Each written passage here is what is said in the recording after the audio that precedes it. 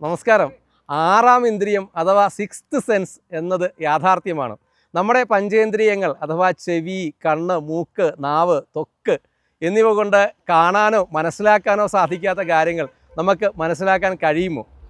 കഴിയും എന്നാണ് transactional analysis എന്ന ശാസ്ത്രശാഖ വികസിപ്പിച്ച ഡോക്ടർ എറിക് ബേൺ പറയുന്നത്. ഇത് എങ്ങനെയാണെന്നല്ലേ പറയാം.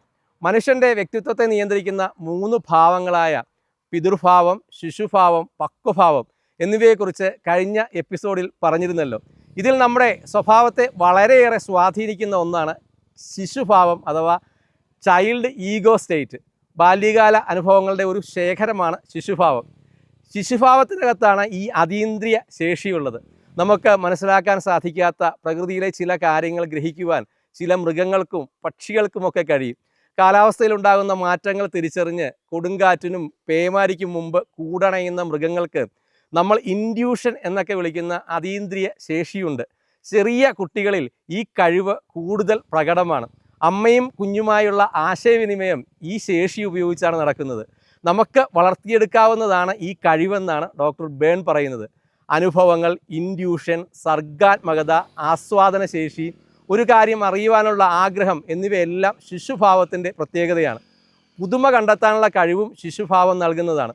നമ്മളിൽ നമ്മുടെ ബാല്യകാലം എന്നും സജീവമാണ്. ആശകൾ 1000 എന്ന സിനിമയിൽ കാളിദാസ് അവതരിപ്പിക്കുന്ന കഥാപാത്രത്തോട് അവൻ്റെ ബാല്യകാലം ഇടയ്ക്കിടെ സംസാരിക്കുന്നതായ സീനും ഈ ശിശുഭാവം ഒരു മനുഷ്യനെ എങ്ങനെ സ്വാധീനിക്കുന്നു എന്നതിൻ്റെ വിഷ്വലൈസേഷനാണ്.